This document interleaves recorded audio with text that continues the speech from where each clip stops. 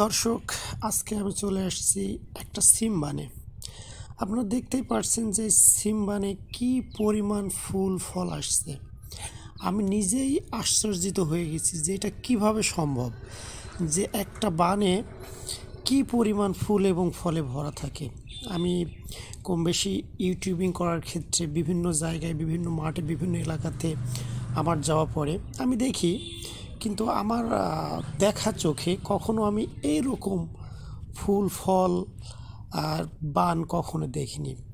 Even দু এক জায়গাতে বান নুয়ে পর্যন্ত পড়ছে সিমের এই ফুল ফলে। আপনারা দেখতেই পারছেন ফল এবং ফুলগুলো কত সুন্দর, এবং কৃষকটা খুবই যত্ন সহকারে তৈরি করছেন, যা দেখলেই মনটা জুড়িয়ে যায়। আর বর্তমান বাজার অনুযায়ী উনি এই ধরাতে বেশ অনেক টাকা প্রফিট করতে পারবেন।